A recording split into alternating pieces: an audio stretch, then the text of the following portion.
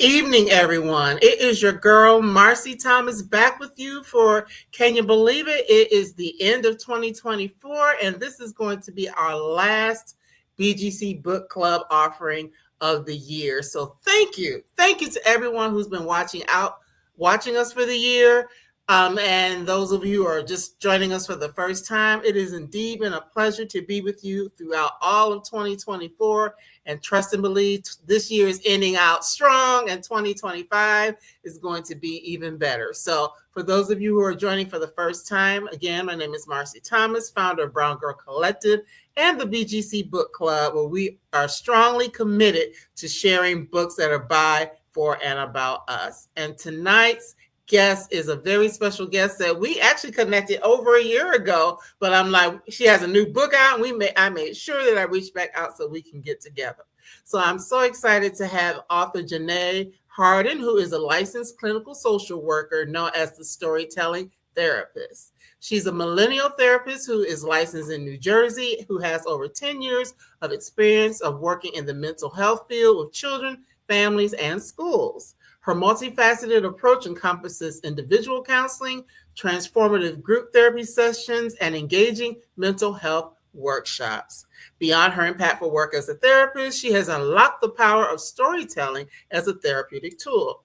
She uses her words to bridge the gap between healing and expression, writing fictional stories centering around the lives and mental health experiences of African American young adults. Her books include Hey Brown Girl, April Showers, the Indigo Lewis series, and her latest, which we'll be talking about on this occasion. I'm tongue-tied for a second, and that is Make Me Over, which has been out for about a month. So without any further delay, let's welcome Janay to BGC Book Club. Welcome, Janay. Hi, thank you. Yes, I'm so excited to have you here. You know, as it says, it's been a year in the making. Yes, it's been a long time coming. It was my favorite email when I saw your name up there. I was back. Yes. So first of all, I just want to congratulate you on having this book out in the world, a new book, baby, which is just about a month old. So how does it feel to have Make Me Over out in the world?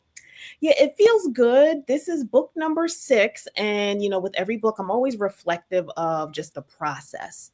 I find the book publishing process to be kind of isolating sometimes, like you write the book by yourself and then, you bring in editors and like all these different people. But for the most part, it's just you. And I love kind of comparing and contrasting them to older books and just kind of, gauging myself, how my writing has changed. So I think this is some very strong writing and Make Me Over. So I'm proud of it.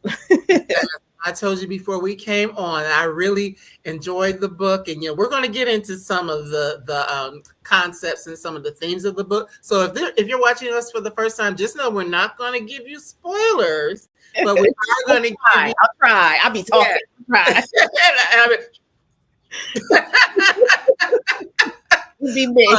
It's really to introduce you to Janay if you're not familiar with her work, as well as introduce you to this wonderful story. So, of course, as you mentioned, this is your 6th book, Make Me Over. And what was it that drew you to wanting to write this particular story?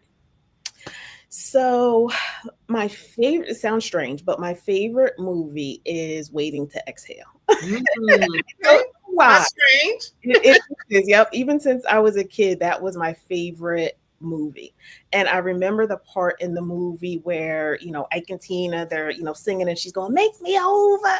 I remember that part in the movie. And I don't know, this whole concept to me came of, just this, woman really fighting for, what she wanted to be and who she wanted to be and what she wanted her life to look like. But the main thing that's standing in her way is family. Right? People that are closest to her, so do you do what family wants you to do, or do you kind of go off and, do your own thing? And, what if it also doesn't always end up all nice and happy with a pretty bow at the end, Right. And we really in the book find her fighting her way through life. She's fighting. So, I really want to tell a story of, her making herself over. Yes, I love that. And it has a double meaning now. Of course, if you read the book or when you read the book, you'll see Make Me Over. So for those who haven't had a chance to read the book yet, give us a little synopsis of what the story is about. Yes, ma'am. So it is set in Philadelphia. It follows Miss Josephine. They call her Josie. She is in her mid 20s.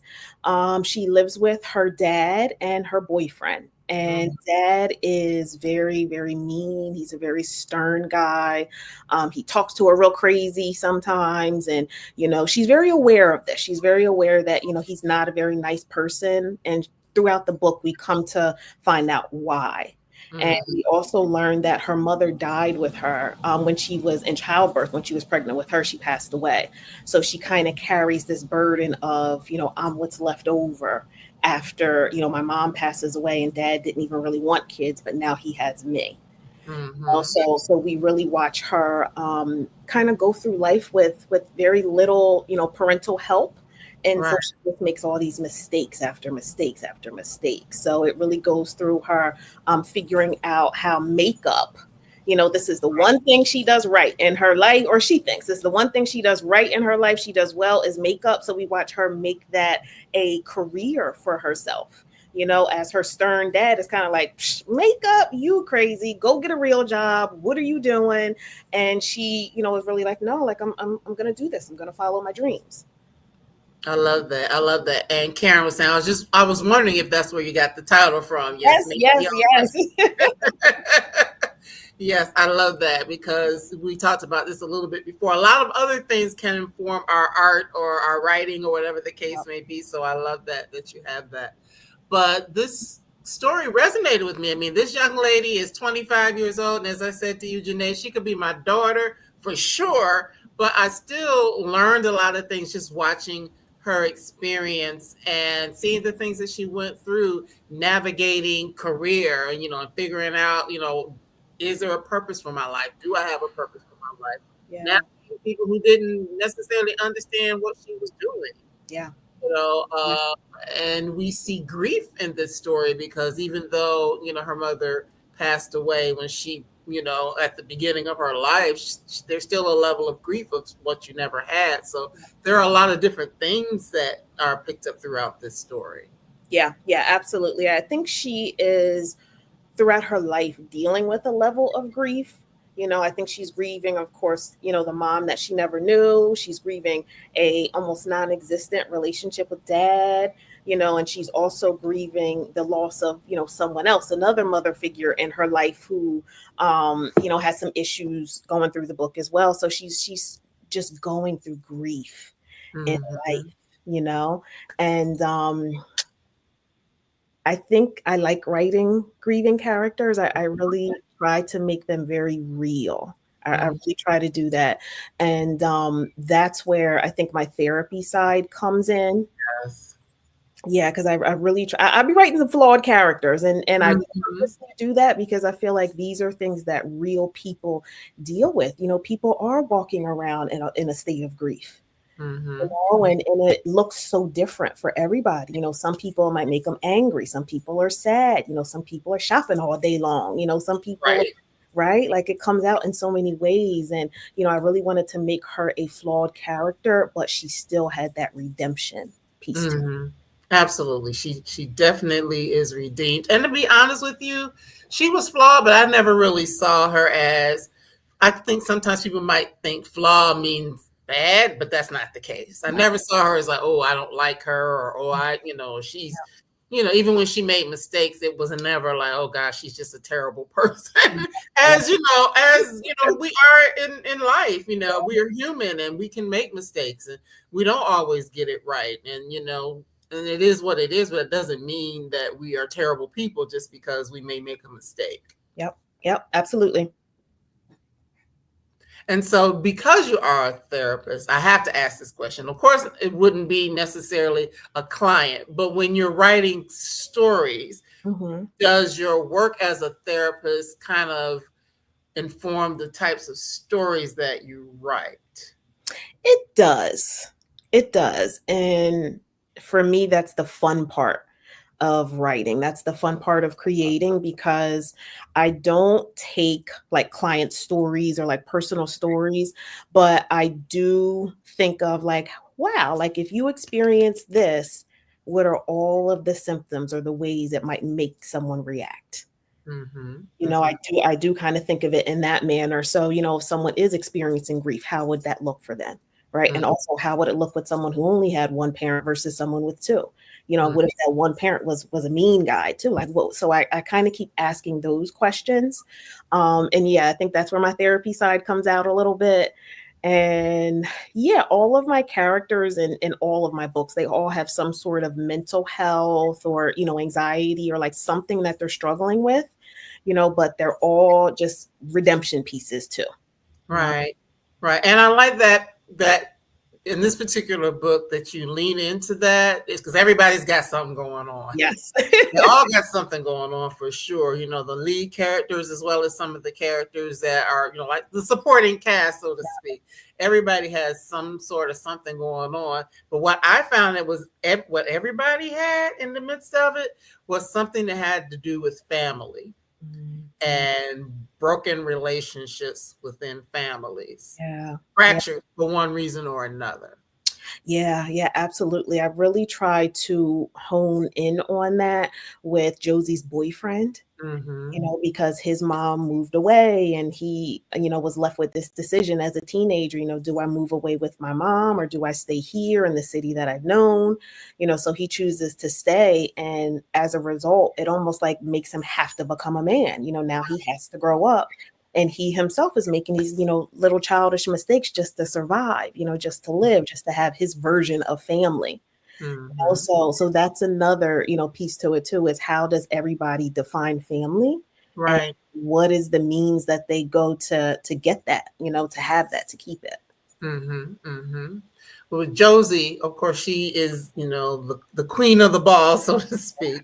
So with her, I empathize with her just throughout the story. And I think that's why, parts I read, I was like, oh, even though her life experience is different from mine, but just thinking of what would it be to be a young woman who grows up without a mom, who's never known her mom, and maybe has people around her that could tell her certain things, but they're not wanting to share aspects of who her mother was with Yeah. her. And I found that would be kind of rough, Mhm. to have this person, and she's named after her as Mhm. well.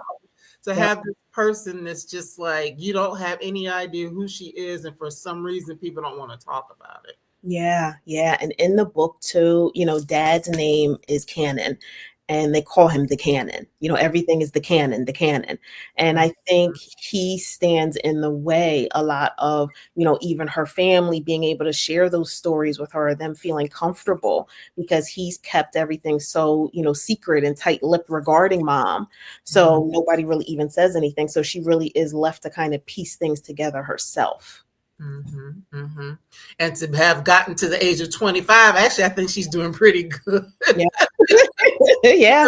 To have gotten to that age, of all of these things for all of these years of her life, a quarter century of not really knowing and understanding, and then being in this space where, hey, by the time you're 25, most people, not all, but most are like trying to figure out careers and family and all this sort of thing. I mean, in terms of having their own family, but Mhm. yet she's still dealing with things that are unresolved from Yeah. all of those years leading up to this point. Yeah, and I love that piece of it too because she feels like she's so behind, Mm-hmm. and isn't that how we feel? Like, look at this person, look at that, they're doing all these, what am I, right? Like she feels like she's so behind. Mm-hmm. Yeah, and I mean, hey, and like I said to you before, this can be any age. Yes, she is 25, and yes, this is talking about a young person, but I know people much older than that. I've had my own struggles with trying to figure out, okay, who am I and who do I want to be? How do Yep, I want to show up in the world? Do I right. have a gift or a talent, that I could use and do something that I enjoy, or do I just do work for the sake of doing work? Right, right. Yep, yep. And these are questions that, at any age, right? Like, I should have X, Y, and Z by the time I'm this age. And she has none of that, So she's really dealing with like what that means to her and how we can change it and how we have to change it, regardless of anybody believing in us or not, Right. And that is a big theme. It's like, even though as we go through the story, she definitely has Josephine or Josie definitely has people who believe in her, but oftentimes she doesn't believe in herself. And that's the thing. Yep. Yep. Yep. She doesn't. She does not believe in herself. And, we go through the book with her, even waffling back and forth with like gaining confidence. Something happens. Now she loses it. And she tries to rebuild herself. Something else happens. Now she's back at square one. So we watch her go through these moments where she feels like I can't do anything. I don't want to, but she keeps going. She keeps going. She keeps going. Well, one of the things that was kind of humorous is that the beginning of the book we see that she's this person who's going like bouncing from job to job to job.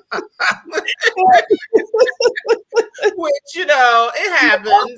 They're all different jobs. They're all different. Yeah, there's no rhyme or reason to it. But I mean, that's the thing when you really don't know. Yeah. Yep. Who you are, who you want to be, or you're not sure, you think something isn't possible.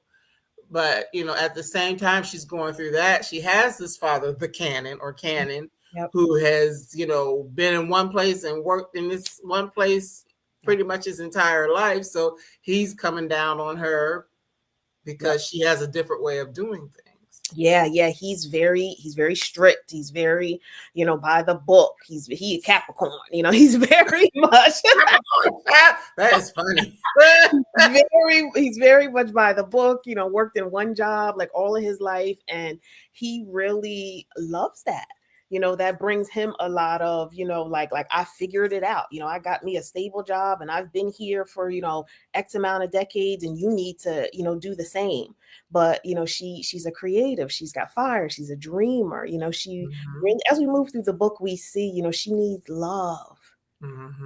She needs a village and people to believe in her. And her dad starts to see that towards the end. So we see him giving her like little glimpses of it and how it makes their relationship grow. Yeah, I love that. But as well, it was just interesting to see that because it plays out.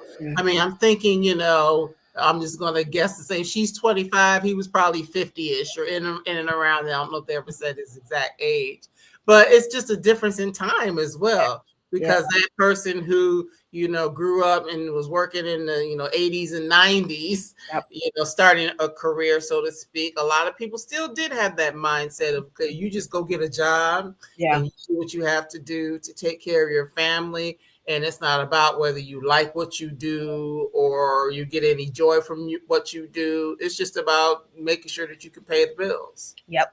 And that sounds horrible for Josie. Right. For her, that sounds like a horrible life. And that's where their disconnect really begins and ends with him wanting her to just buckle down and, be a stable job kind of girl. And her saying, no, I don't know what I can do or what I should do, but this ain't it. And then when we find out that her why becomes makeup, Dad's kind of like, oh, this girl is crazy, like she done lost her makeup. Like this is like, craziness to him, so we see him throughout the book coming around to, wow, there's more than one way to make money, and I see my daughter doing it. Right. I also love that, we talked about her boyfriend a little bit. We'll get to him because he has, as you said, had quite an interesting trajectory as well. But I really love Amna. She has this best friend who's on this same trajectory as her and trying to figure things out. But I love that friendship that they have, or they're really like sisters. Yes. And Amna is such a collective, of like champions that I've had in my life, like women champions. People always joke about, you go and you work places and, there's the work boyfriend and, but for me, it was the work mom. Always went places and I found work moms. And Miss Marta is a representation of a work mom for me, but also Amna was too, because I remember working places, working full-time jobs and, feeling the same way, like this is not it. This cannot be it for me. And it would be some of my work moms that would be like, well, why are you still here, Janay? You already got the degrees, you got the certifications, like you need to just go do your own, you need to just write your books. Like it was my work moms that really had me like, you know what, maybe I can. You Mm. know, so Amna represents that for her, where she's so fearful to do it on her own, and her friend comes in just with nothing but support and love and doing things for her, really pushing Right. her. Yeah. Right. And I love that because everybody needs someone or someone's people like that in their corner when they're trying to just, I mean, really, honestly, just to function, whether you're trying to figure out a career or not. It's just good to have people who really are with you in that way and will, you know, be a real quote unquote ride or die type friend who's We'll going to ride or be. die. Amna was ride or die. Definitely ride or die, but I mean the ways in which she really leaned in and pushed Josie when she didn't, you know, she's like, what? And Yep. she's like, yeah, my girl got this. Yeah, she could do this. She could do your makeup. She could do whatever. She's like, I can. I love it. You know, so Yeah. that was just good to see. But her as well, Amna, was also going through her own thing. So Yeah. family and all of this was important for her as well. Even though she had a family, she had some things going on as well. Yeah, definitely. So Amna, her best friend, is adopted, and she lived a pretty good life with her adoptive parents. You know, no trauma, no issues, none of those things. But she also always longed to know who she was and where she came from. You know, Hmm. so her and Josie kind of share that dynamic too, of feeling like, the forgotten children or like the lost children. Hmm. And we see Amna also redefine, what her idea of family is too, through her biological family, but also through Josie. Like you said, they're sisters. Hmm. Yeah. Yeah, they become sisters, and it's just good to see how they Yeah. work together. And as you said, ride or die. You know, Thelma and Louise. You mentioned that a few times in the book, but yeah. Yeah. And then, of course, there's Miss Marta. Miss Marta, I really loved her as well, who is a neighbor who, becomes a mother figure. So tell us a little bit about her because she's really a beautiful character.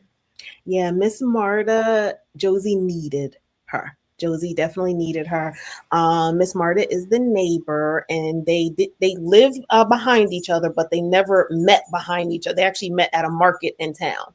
And Mm-hmm. when they met, Miss Marta was like kind of fussing with somebody about like some produce that she was buying, and Josie kind of fell in love with her. She said, "Who's a spicy old lady?" She's yelling at the guy about fruit, like, what's going on. And they start talking and realize they're neighbors. And she becomes her mom, her best friend over the years. We watch her run to her for everything, even just, oh, I got to tell Miss Marta this, or you know what, let me shoot her a text message. Let me run over. Let me see what she's just completely, you know, in love with this woman, Mm-hmm. as her mother figure, as her best friend. And it's very mutual. Mm-hmm. Just the same way that, Miss Marta saved Josie in a way, Josie did the same for her, you know. Mm-hmm. And I love the idea of that multi-generational friendship. Yeah. Yeah, those are my work moms. Yep, those are all my work moms. Yeah, because I'm definitely that one. You find me the oldest Black woman in the room. Seriously, you find, and I'm going over to her. Right. She knows things. She's smart. She's the historian. She's the original storyteller. Mm-hmm. I love sitting with women and hearing their stories. Mm-hmm. I love that. And that's why I call myself the storytelling therapist, because I want part of my legacy to be, just telling Black people's stories, telling Black women's stories, and telling the grief, but also the redemption and, all the ways that life knocks us down, but we still get back up. We might get up slow, but we get Right. back up. Yeah. Yes, and there is so much power in story, so in Yeah. storytelling, because oftentimes you or I might think that we're the only one that's Mhm. going through a certain thing, but then you pick up on a story, and you can see, well, I'm not the only one, Yep. and be able to navigate and sometimes learn and grow and heal through even hearing what somebody else is saying. Yeah. Yeah. Sometimes someone says something, or we could hear a quote or a verse, or really just something that just sticks with us, that just stands out to us. And for me, a lot of those moments have been from older women just learning things. Mm-hmm. So I love it. I love that my books hopefully can have that same impact, but I love that I have received that from others as well, because again, it just lights me up to do what I love to do, which is tell stories. Mm-hmm. I love that. Well, I do have a question for you though, because as a therapist, when you're working with clients, do you encourage them to kind of tell their own stories? I do. I do. Of course, with each of them, it's very different, Right. because some of them want to tell their stories through writing, and that's a good way to get it out. Some of them want to tell their stories by actually verbalizing it, putting it into words. So we plan for that, how to have certain hard conversations. And every woman, I believe, should be empowered to just, speak her truth and, talk about the things that light her up. Mm-hmm. And we have to create spaces for each other to feel good about those Mm-hmm. things as well. Right. Have a safe space. That's what's so important. Because you Yeah. can tell your story, but if it's not in the right space, Yeah. yeah. Yeah, Yeah. like even with my therapy clients, I only see Black women too. That's another thing. I only see Black women. But even when I see them, they come, they grab their phones, and they're like, "I got a list of stuff to tell you today," and they pull up their notes and Right. all these things, and I'm like, "Yes, this is the safe space. Bring all that stuff. Let's talk about it. Let's cross it off the list. Let's figure it out together." Mm-hmm. Well, that brings up another point, though, because I told before we came on, I told you we're going to talk about the book, but we're also going to talk about you. So you said that you only see Black women clients, so obviously that's intentional. Mm-hmm. Yeah. So how or why is it important for you to really support Black women and in our mental health? We are so hard on ourselves. Mm. So very hard on ourselves. And I find myself repeating the same things every week, but we have to hear certain things over and over and over again because life is trying to convince us otherwise, Mm. especially for Black women. And Mm-hmm. so sometimes I hold sessions on Sundays. And I always tell my clients on Sundays, we come in bonnets. So they have a bonnet on, I have mine on, and I say, these are our soul sessions. And even something simple like that, it just brings them from like a 10, of being anxious all the way down because you can show up just how you need to show up, talk just how you need to talk. I love it. And again, we are going to figure this out together. You are never alone. And that's important for me to create that space for Black women because had I had that space, Mm. right, I would have been unstoppable years ago. Mm. you know? I love that. I love that because one of the reasons why Brown Girl Collective exists, outside of, conversations with great authors and, specialists and, thought leaders and all of that, it initially was a space for us to come together just to learn more about our the tagline is bold, brilliant, and beautiful, but our boldness, our brilliance, and our beauty, because there are so many ways in which the world tries to snatch all of those things from us. Yep. And the more that we can be aware of it Yeah. and know that, it didn't just start with us, it started a long time ago. There have always been bold, brilliant, and beautiful Black women doing great things. And Yeah. sometimes if you don't see it, you don't think that you can be it. Yeah. So Yeah. so I love that work that you're doing. Yeah. And I find too a lot of Black women are stepping more into creative spaces and working for themselves, doing things for themselves and being an entrepreneur and I know that's a buzzword, but being an entrepreneur, whatever you want to call it, like that is such an act of God, an act of faith. Okay? It is. Okay. You have to have such faith in yourself to go out and do your own thing your way. Mm-hmm.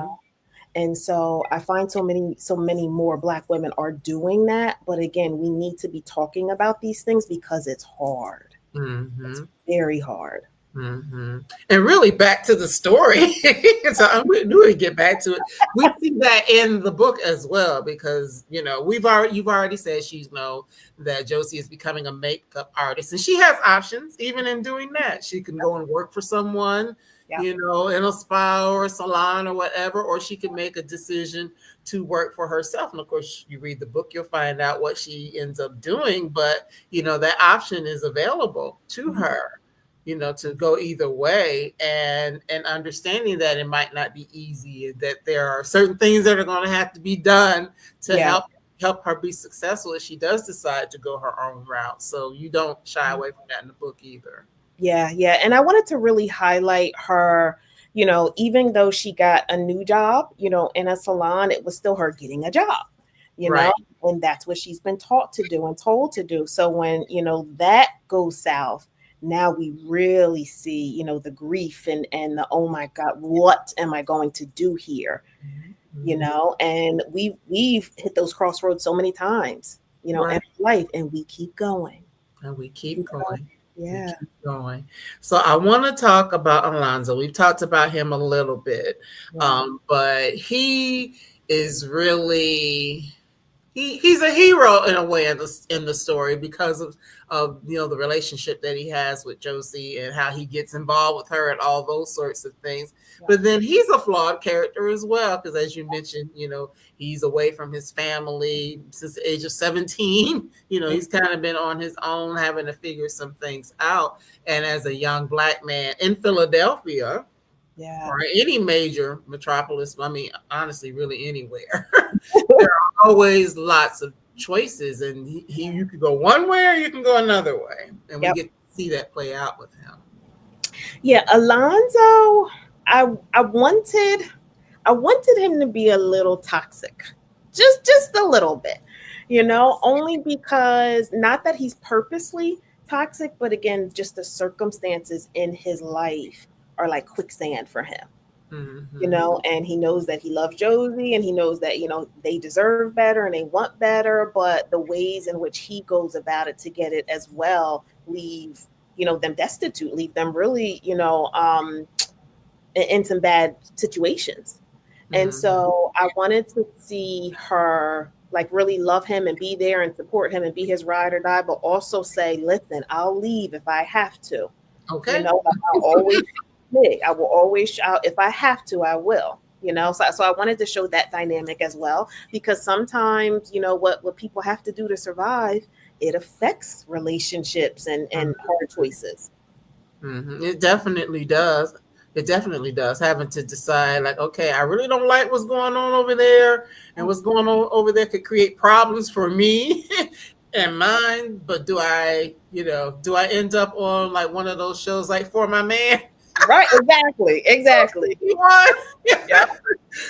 What do I do? So it was just interesting to see that. But even though he was toxic, he wasn't always making good choices either. At the heart of him, he was really a good person. Yeah. Yep. He was. And I think that may have come from a few of my clients as well, because I hear a lot about, Uncle so and so was, the meanest. He was so mean, and he stayed up in his room, and he this, that, and the third, but he treated me good. Mm-hmm. Right. There's both Mm-hmm. sides to this. He never acted like that with me, but to everybody else, he was this nasty, mean, surly man. Mm-hmm. So same with Alonzo, he at his core, is a he's a good guy.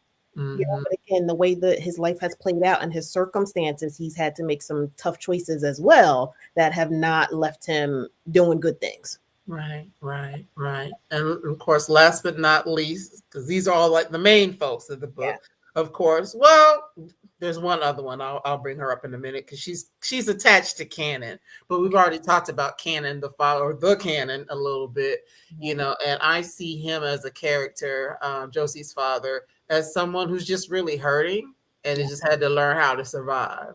Yep. Yep. Absolutely. I wanted him to really try to understand why makeup was so important to Josie. Mhm. You know, because again, his bottom line is money. Is this going to make you money, right? Is this going to make you money for a long period of time? Is this a pension? Is this like those are the things that he cares about, you know? So to see him be very, you know, kind of mean to her about her choices, and then through her grief, then finally be there for her. You Mhm. know, like one of my favorite lines in the book is when they're at the funeral. Mhm. And he said, you know, I took off work today. And Josie's like, you took off work for me? And he's like, yeah, I've never been there for you, not in the way you needed, Mhm. you Mhm. know, and he hasn't. He was never really there for her until he saw her grief and what she lost now twice. Right. What she lost now twice for him to finally, you know, come around and be the dad that she needed. Mhm. But looking at him, there are a lot of dads or father figures that operate like Cannon, though. Yeah. They Yeah. feel like as long as you got a roof over your head, Yeah. food on the table, Yeah. clothes on your back. What else do you want? What else could you possibly need from me? Yep. Yep. Unfortunately, you know, I had for canon. So when I make my characters, I always have like, you know, someone like my mood board for them or my vision like for that character. And for him, I always envisioned the dad in House Party. Okay. John Witherspoon. No. What's his name? Was it Robin Harris? Robin Harris. That's right. Yes, Robin Harris. him. Yep. I always like that's my vision for. Yes. Now I'm thinking about it. Yes, I see that. Yep. Yep. Some Mhm. just mean man, you know, just work, just do all you got to do is all these things. But you know, we see him finally come around, but he Mhm. really he don't understand her. He don't Right. understand her. He doesn't understand her at all, Yeah. and then of course there's also his grief because there's this person that he loved that he lost and Yeah. then had to take on a whole nother life that he wasn't necessarily planning to have to do on his own. So all of those things Yeah. play a factor in who he is. But the person that I wanted to mention, though, because of course he's a man and he's got a lot of people going in and out of his life, but he does have one good girlfriend that I liked her as well, Rose. Yep. Yeah. She is one of my favorite characters as well. One of the really good supporting ones, I think, you know, Mhm, because she's one of the first people who really show Josie a new world. You mhm, know, like she's like, "Hey, you want to see the makeup room?" And Josie's like, "There's a makeup room?" You mhm. know, and she just opens her up to so many different things, but also shows her like, you know, you got to believe in yourself. What are you doing? You're good at this. Why are you, you know? And that's kind of how she approaches it. And all of these for Josie are just light bulb moments. Right. All of them are. Right. What I love about it all, and all of these people that surrounded Josie, ultimately her dad, but everybody else, is that there was this thing that she always felt like she was missing. Mhm. Yeah, This love, this community, this whatever, this family, yeah, but understanding that she really had it she did. all along. Yep, yep, she did, and she realized that I think when she, you know, lost even some Miss Marta, you know, even when that happened, that's when she realized, you know, I had the family. You know, Hmm. it didn't look like everybody else's, and it didn't, you know, walk, talk, and act like a dad, you know, what I think of dad, but I had it, you know, Hmm. and I think Cannon realized that as well in his own. Right. Right. Right. And I mean, that's so true for so many of us. We can be, looking for something and expecting it to look a certain way, Yeah, because, does it look like what I saw, on the Cosby show, or, right. or, whatever, or nowadays what you might be seeing on social media with these families that are doing all these wonderful things, Yep. but mine doesn't look like that. So what I have isn't good or isn't as good because it doesn't look like that. But Yep. to understand that, number one, it doesn't have to look like that. Yeah. And also, a lot of times, I mean, not for everyone, we know that, but for a lot of people, you have exactly what you need. You just have to kind of maybe open your eyes a little bit and see that it's been there all along. Yeah, and she does so much comparison too. You know, she says that in the book, like people my age, they're going on vacation and you know, they're in these exotic places and they're doing all these things, and I can't even keep a job. You know, Mm-hmm. like what's wrong with me? It's me. Like we're just so hard on ourselves. Mm-hmm. Not even paying attention to the fact that what we're seeing is curated versions of people's Yes, lives. So yes, very you skewed. know, Mhm. it's not always all it is cracked up to be anyway, just Exactly. looking at it from that perspective. So, but this is really make me. I'm gonna show the cover again. This is really a good book, no matter what your age. I definitely think it's good for a young person who might be trying to figure some things out. And watching Josie go through her process, and even the other people around her, watching them go through their process. But as I've already said, good for us old heads. There's always something to learn or a new perspective to gain, and every time I read something, that's what I look to do. Yeah, same. Mm-hmm.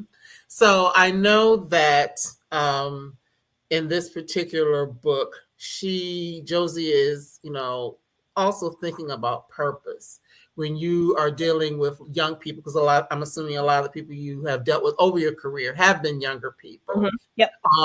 Is that whole concept of purpose and having a vision, is this something that you find a lot of people struggle with? Yes, definitely. Young and old, I would say. Mainly because I think we're taught, society just teaches us, you go to school, you go to college, you get your one job, you stay there for 20 years. That's kind of the way society has taught us that life should look like. And so many of us are finding that that's just not realistic. Mm-hmm.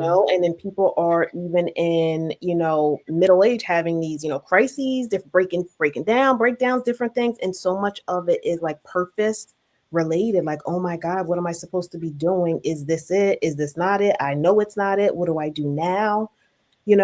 So I really wanted to show the flow, right? Of what can happen when you hate something.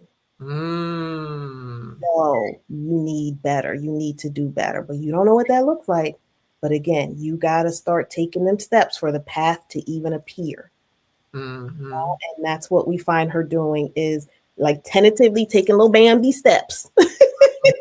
Mm-hmm. But she's taking them terrified. She's doing it scared. She's doing it terrified, and that's what we need to do. That's exactly what we need to do. Yeah, that makes me think. Years ago, Joyce Meyer wrote a book called "Do It Afraid." Yeah. But yeah, oftentimes it's a faith walk. I mean, it's so many different things. It's being willing to take a chance, being willing to take a risk. Sometimes being willing to piss off the people around you who don't agree with what it is you're trying to do, Yep. or I mean, all of those things that we see.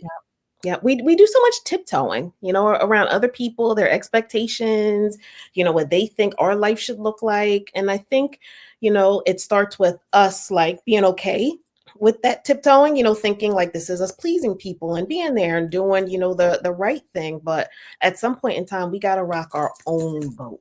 Mm-hmm. I love that. Rock your own boat. Rock your own boat. Yep. What And shape? right. And as we see in Make Me Over, you define that there's really no right or wrong way to pursue purpose or career or whatever the case might be, that each individual has to figure that out for themselves.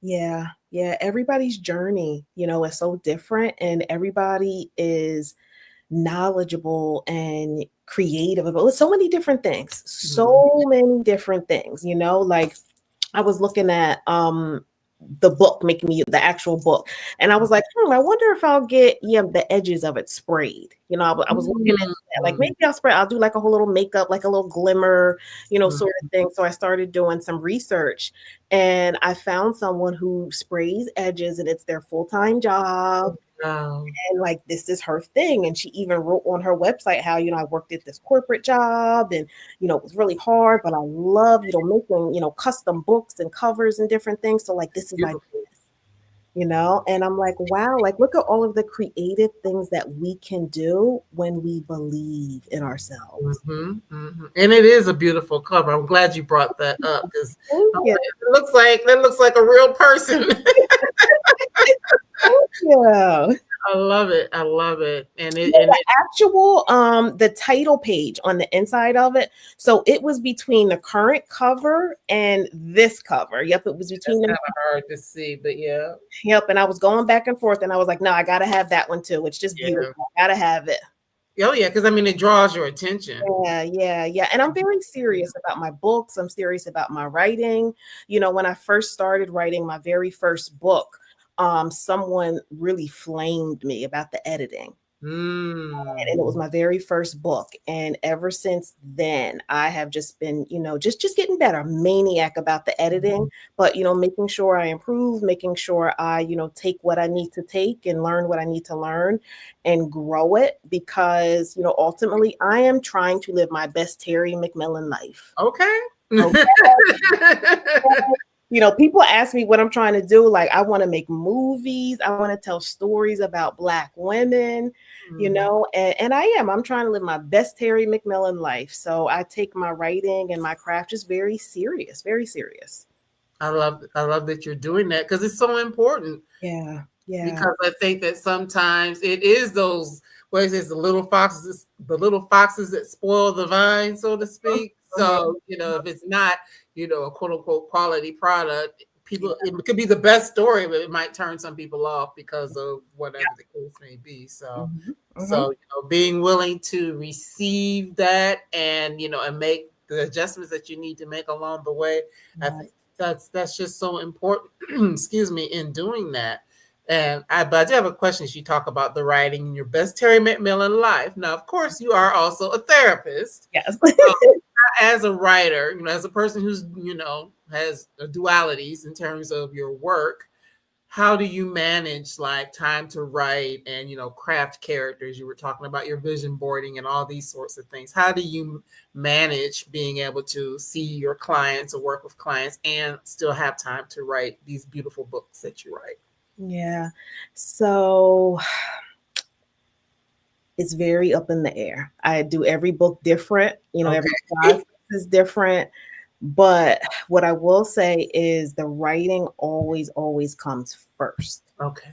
It always comes first. So I'm not, seeing clients and then, let me write a couple that has to happen first. And it is something that I'm a maniac about. I put it on my schedule. I have to see it on my calendar. I have to know, I'm writing between this time to this time. I also put a time limit on it. So I don't I'm not one of those writers that can just sit there and write for hours and hours and hours. It's on my calendar from like 1 to maybe 2:30. Okay. And that's what I'm writing, and that's it. And then I also try to write, quicker within that hour and a half time frame. And I think I've trained myself to do that.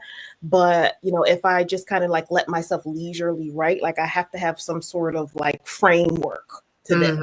And mainly for burnout. I don't want to get burnt out with this. I think that's something writers don't talk about a lot. We always hear writer's block. Writers block stem from it's burnout. And so I don't want to be burnt out. I don't want to get there. And even when I start to feel myself getting there, all right, what do I need to do? How do I need to switch this up a bit? And also I take the seasons into account. When it gets darker earlier, I don't be feeling like writing. I don't want none of that. So I try to think about all of those things as I'm writing and just listening to myself. I love that. It's good to be able to do that, to figure out what works best for you. That's something I was telling my mother.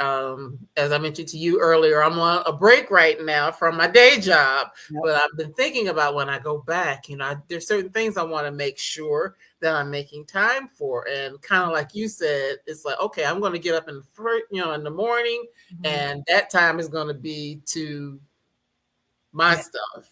Yep. Because I know that if I don't do that, what oftentimes happens is, I work for someone else 9-10 hours and then I'm tired. Yeah. And I don't have the energy to do things that might help Brown Girl Collective or BGC Book Club or whatever I'm working on. I don't have the energy for it. So I need to make sure that I'm putting time and energy and effort toward that and being real intentional about that. Yeah, absolutely. Because when we are producing from a depleted state, we're really not producing our best work anyway.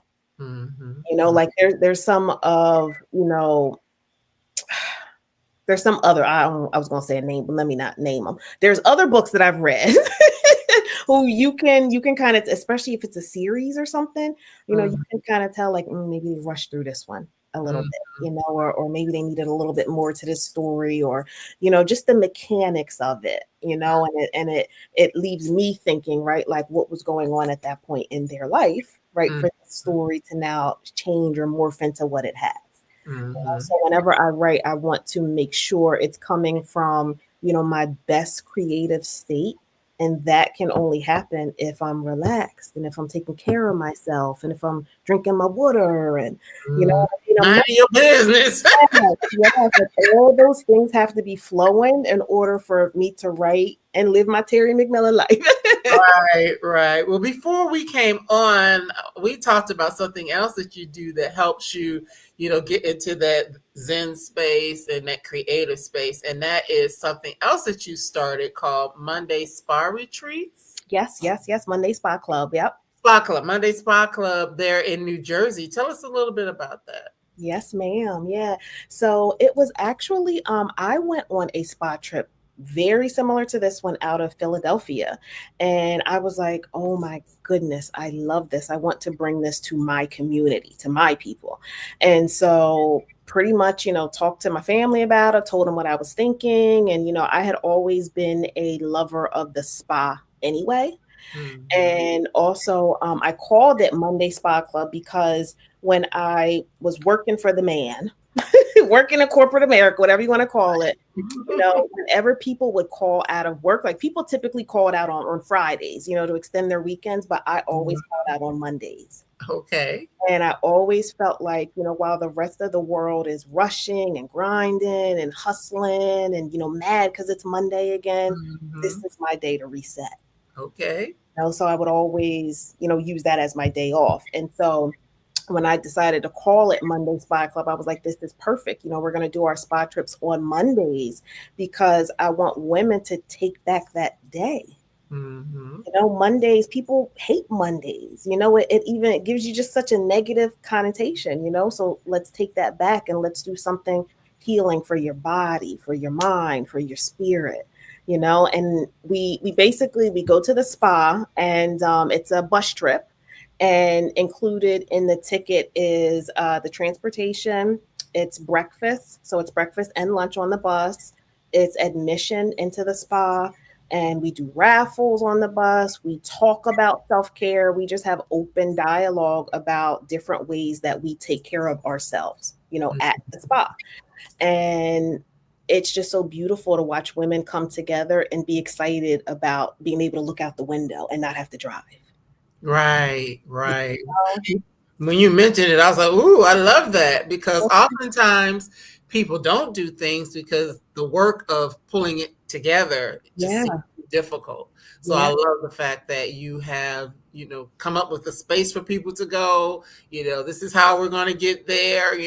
Things to talk about, things to think about, and all of that. So that's a really great thing. And as I said, I wish it was here in Atlanta, but we can figure our own thing out. yep. Y'all got good stuff down there too. But yeah, that's really good. And it's just something, just to think about as we are preparing to move into a new year, like just thinking of those things that we want to do to help us to live our best lives and, have more time to read books or, whatever it is, Janay's books and all those sorts of things. It's just so important. And I really can appreciate the fact that you're creating space for that. We have a comment here. Thanks, Marcy and Janay. Very good discussion. In my book club, we were asked if we could recommend a book to others. After listening to this discussion, I would definitely say yes. Thank you, Miss Paula. Yes, Miss Paula, thank you so much. She is a regular around here, so it's good to see you again, Miss Paula. So, of course, we are leaning into the holiday season for those who celebrate the holidays and a new year as well. But with you, Janay, are there any things that you have coming up in terms of any places where you might be signing books or speaking or anything like that that we can tap into in the next few weeks or a couple of months? Yeah.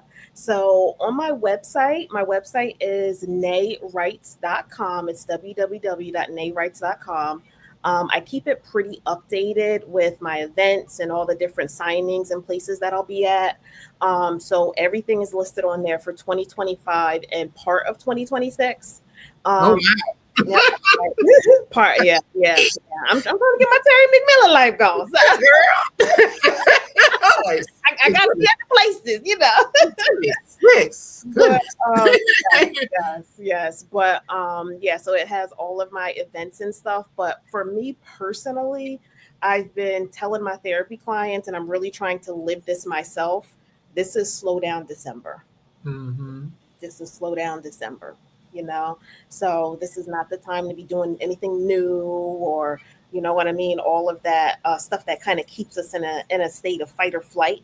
Right. Mm. So like this is slow down December, just reconnecting back to you, taking time off, just restoration.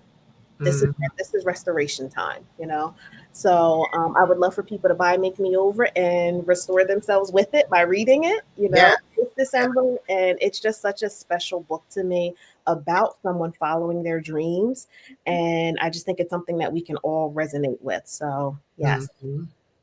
Following dreams. Yes, and just even having the ability to dream. So I think I'm a dreamer. Me doing this right here, right now with you is part of a dream. Yes. But there are some people who may have let go of the dreams or lay them aside or think that they're too old or it's not possible anymore. But know that that's not the case. Yeah. And I think too, part of people dreaming is they're tired. They don't even have time to dream, you know what I mean? Or like think about, like allow themselves to. So we have to constantly be filling our own cups. So the people around us, they don't get what's in our cup. They never get what's in our cup because that's us. They just get what overflows. Mm-hmm. We always need to be in a constant state of overflow in order, again, to even, allow ourselves to dream and be creative. Those are things that we have to nurture and open the door for. Mm-hmm. That is so good. And that's a good way to finish. Y'all open up the door. Open the door. Yep. Let your creativity in. Yeah, let that create, and it can show up in a lot of ways. It doesn't have to be creating podcasts or writing books or whatever. It could be, learning new recipes or how you're going to decorate your home or, plant a garden or, being creative about how you're going to get more sleep, whatever it is. It doesn't have to be, a big thing. It's just something that sparks some sort of joy within you. Because we need it. Life takes it away from us too much, or it tries to. It tries to. Yes. Well, thank you so much, Janay. This has been a pleasure, a great way to end 2024. And I'm not going to ask you about what's next because, we're going to find out. But you're talking about 2026. So I'm sure that means you got some stuff that's next. We have your number now. So we'll when you come back and talk about some of the other things that you've got going on, or maybe come on the other Live Well Sister show and just, encourage us about how we can live well. Because absolutely. I love these conversations with just Black women in Black spaces, Yes. We have to talk about these things. So like you said, people even know that it's available to us. Right. We got to know what's available and have people who have, the boldness, brilliance, and beauty. There you go. Be willing to have these conversations. So thank you so much, Janay. I'm going to let you go in the I'll call it the beige room or the brown room. Let you go back there, get some water or whatever, but don't hang up yet. Okay. And I'll come say good night to you. But thank you again for your time and your energy and your efforts and your beautiful work, this beautiful book, as well as all the others that you have out there. So please look her up because she's got a lot of good things out there in the world with more to come. Yep. Thank you, guys. Thanks for having me. You're welcome. So thank you, everyone, for being here and joining us. This is the last live interview of the year of 2024. And I'm so glad that I had a chance to have Janay here with us to just talk about what it means to find who you are and walk in your purpose and live your bliss, because ultimately Make Me Over centers around all of those things with love and family and all of that in the midst of it as well. So thank you so much for being here. Just as point of announcement, there is going to be a final show. Originally it was going to be on this coming Wednesday, but I'm moving it to a week from today because I need to chill out like Janay told me to do. Not trying to do too much too quickly. But next week, Monday, same time, there will be the end of the year review for BGC Book Club, where we will announce the winner circle of all of the different Black women writers who you will have an opportunity to select as your favorites for the year in multiple genres, as well as film and a bunch of different things. So be on the lookout for that information by Wednesday. So you'll have a few days to get your votes in. And then a week from today, next Monday at 8 p.m. Eastern, we will announce your top choices for 2024 in terms of Black women in literature. So please be on the lookout for that. And I thank you. I appreciate you. I look forward to seeing you one more again in 2024. And until then, you take good care of yourselves. And we look forward to, you're welcome, Rachel. Good to see you. Yes, we look forward to seeing you a week from today as we announce all of your top Black women writers and books for the year. So thank you so much. You take good care and we'll see you soon. All right. Bye-bye.